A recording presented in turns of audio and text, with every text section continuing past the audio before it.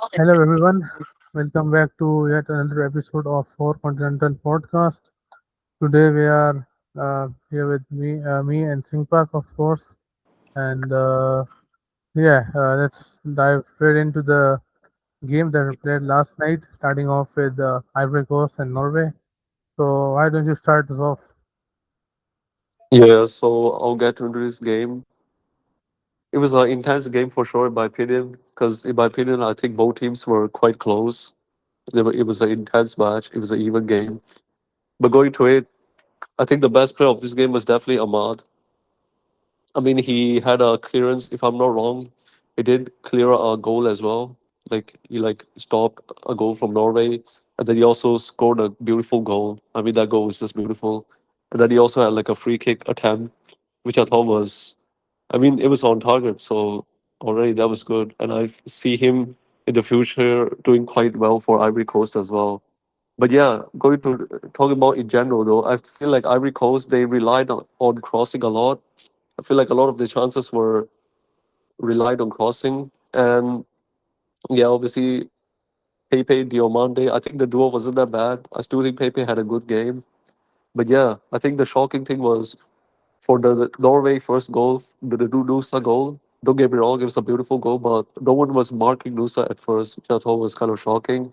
And even for the Haaland goal, which was scored, you know how the pass, right? There was like three defenders on the guy, and the pass still somehow went through. So, yeah, the defense was looking shaky for times for Ivory Coast. Yeah, for sure. I feel like obviously Ivory Coast were the dominant team in most of the game. Obviously, nothing to take away from the Antonio Nusa goal. It was amazing. It was a great goal. But yeah, every coast kept on attacking, kept on coming, but it couldn't really convert.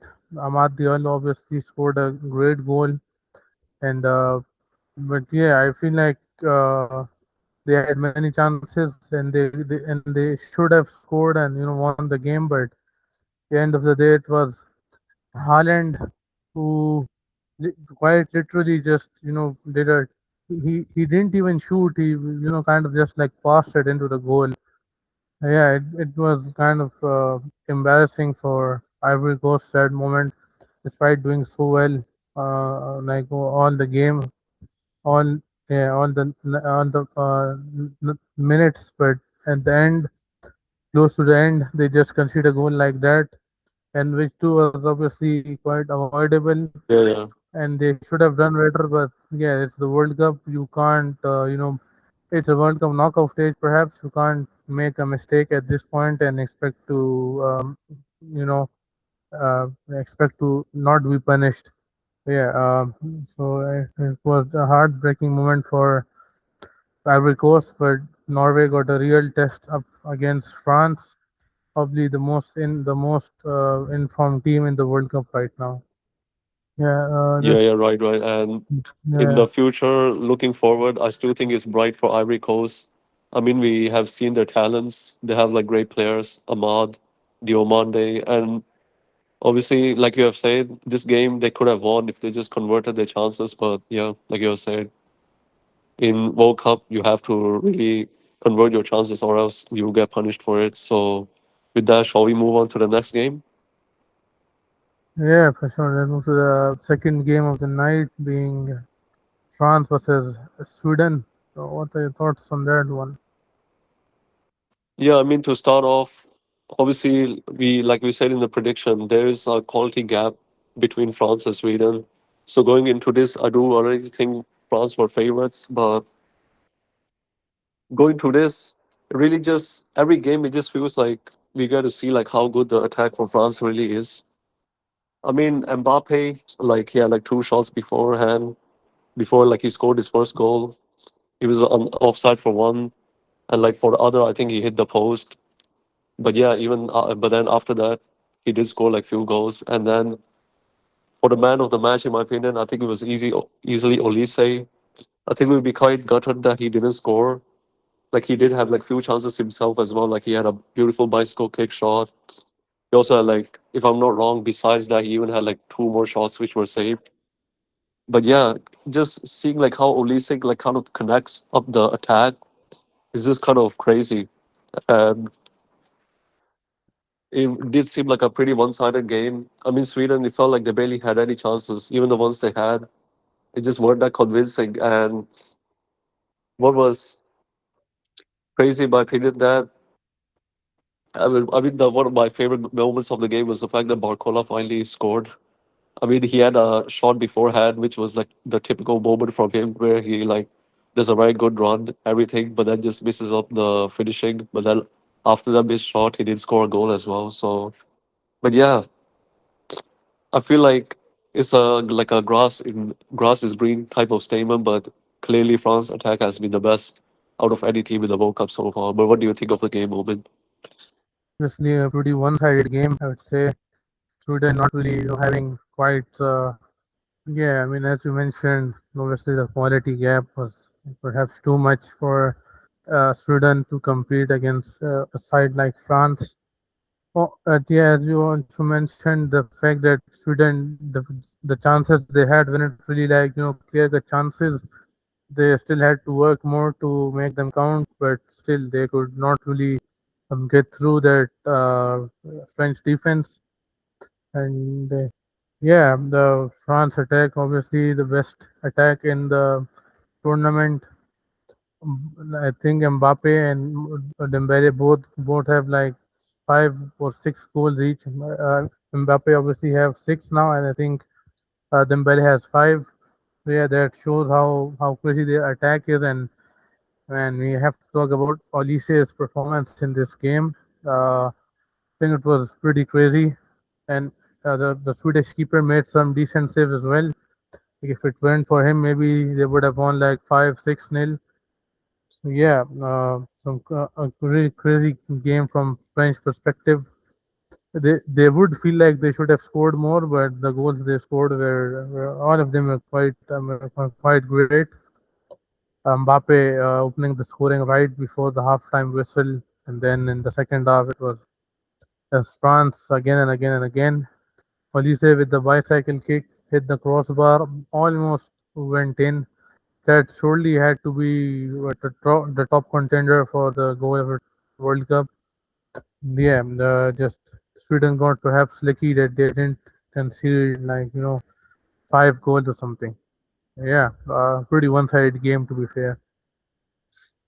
Yeah, yeah, and obviously I was hoping that Sweden would put up more of a performance, but yeah, going to this, I'm really curious to see how France will play against like teams that are like kind of like similar in quality. Obviously, I do think France still have the best quality, but like other versus other teams, I'm curious to see how they continue. Because I mean, I think the fact their midfield and defense were looking quite solid for this game as well.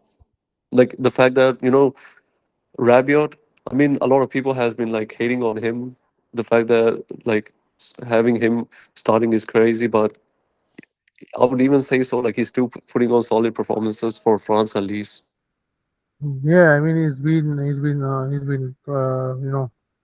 all right for France. He hasn't had a disastrous performance. He's been doing well for them, and yeah, I think the hate isn't really justified. And another quite interesting thing since Sweden is now eliminated. So you know how they were all in the group with Tunisia, Japan, Holland, and Sweden. Tunisia must be feeling really happy that all of their opponents got knocked out in round of 32. Mhm. Yeah, I After mean, like and the fact that Tunisia got clapped up by that, like France. I mean, not France. I mean, like Sweden. I mean, imagine like a France versus Tunisia game. That would have been. Yeah, I mean, it was lucky we didn't get to see a game like that, bro. That would have been bad. yeah, for sure. I mean, it would have been as bad as the 7-1. Right. Yeah, I'm so glad we didn't get to see it. Now, let's move to the third game. Another, yet again, one-side game. Mexico, man, they have been really amazing in this tournament.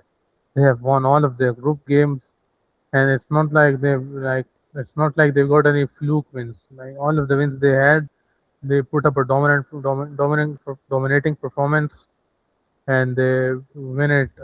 So yeah, they beat South Korea, they beat Czechia, they beat South Africa, and now they had to face Ecuador. Obviously, many people were writing Ecuador off after their group stage performance, but obviously they beat four times champions Germany. So there was some kind of hope from Ecuador to at least show up here. But once again, the game was in Azteca, Mexico home crowd. It just gives you a kind of an extra boost in playing in front of your own people. And obviously, Quinones for Mexico. What a player has he's been for them. Raul Jimenez managed to uh, score a goal as well. But Quinones has been the player that's really been turning it up for Mexico. And the funny thing is, he actually changed his allegiance from Colombian to Mexican. And when he did, there was a lot of talk regarding that since he is now playing for Mexico, he might hinder progress of the young Mexican players. But now he's pretty clearly the World Cup hero for Mexico. Yeah, crazy how things change, and it was quite disappointing from Ecuadorian perspective. At least they should have done better. I think they have like almost no shots on target in the whole game, or I think just one or two. Yeah, that's really concerning considering the squad Ecuador has. Yeah, things definitely have to change for them before they can, hope to win something. Yeah, things definitely need to change for Ecuador. Everyone is expecting them to do better. And yeah, if you look at the stats, Mexico had around the 15 shots, three of which were on target, as compared to Ecuador, who had seven shots and only one was on target. And obviously, as you would expect, Ecuador had majority of the possession, 57%, but still, yeah, Mexico put up a great performance. And I think if they keep on going like this, they might even reach the semis or even have a straight shot at winning it.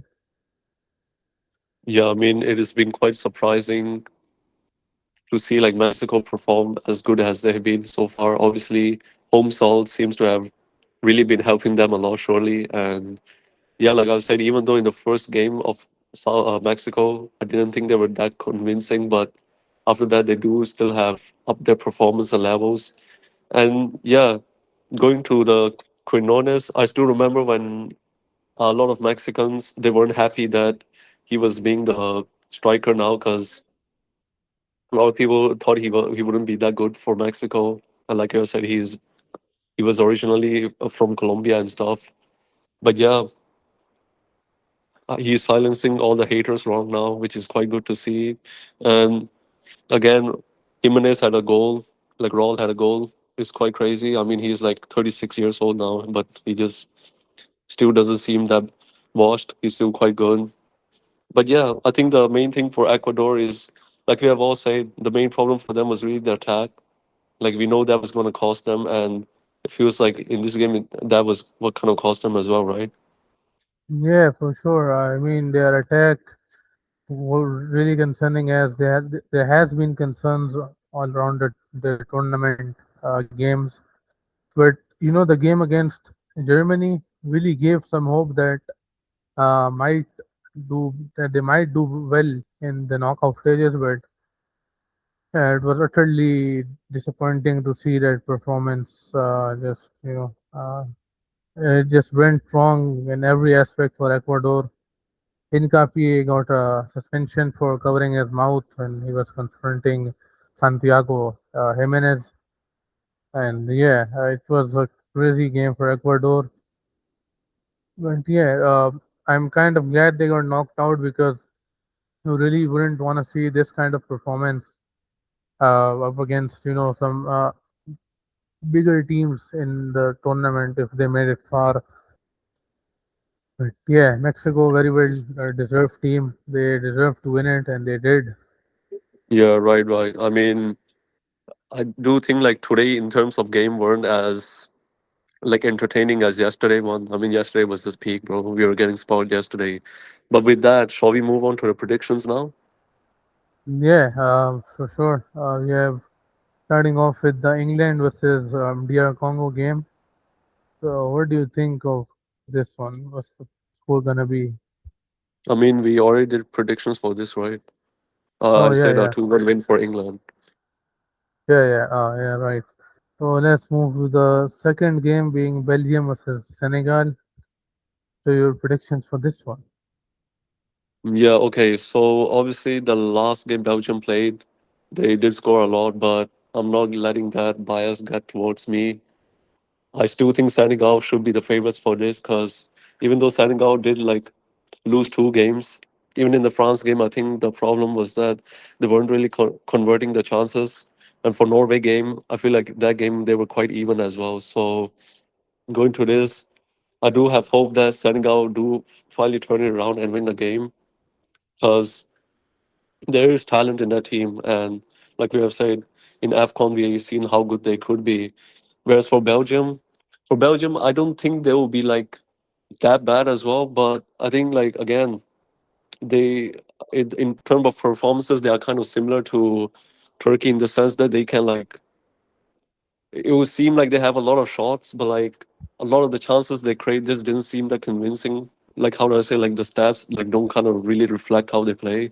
So yeah, with that, I'm still backing a 2-1 win for Senegal. Yeah, so Belgium in their group games against Egypt and Iran. I, I mean, you would think that a team at the level of Belgium, they should have done much better against teams like Egypt and Iran. But yeah, they were disappointing. And Senegal, I wouldn't really argue that they were bad in all of their group games. Obviously, they stepped it up against Iraq, but against Norway, they were good. They just couldn't really get the finishing touch. And similarly against France, uh, they were better. They just had to convert the chances, which they failed and got punished for. But still, I think against Belgium, whose attack isn't really as promising, and they're like shaky as a team as a whole. And yeah, I think that Senegal will definitely step it up in this game. I, and I predict 3-1 win for Senegal here. I think that this is the game where they show what kind of team they are. I have really, high hope from Senegal in this game. I'm predicting a 3-1 win for them. Yeah, Yeah, yeah, right, right. So with that, let's move yeah. on to So we the move to next the game, which is final USA USA versus Bosnia. Boston. Yeah, Yeah, what do you think? What's your predictions for a moment? yeah. So my predictions for the USA Bosnia game, of course, are obviously Bosnia. I have some, you can say, bias towards it. I'm biased towards Bosnia.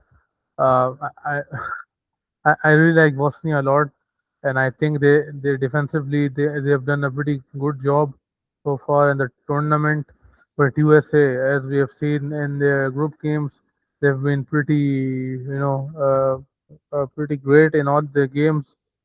But still, I think Bosnia might be able to pull off an upset here.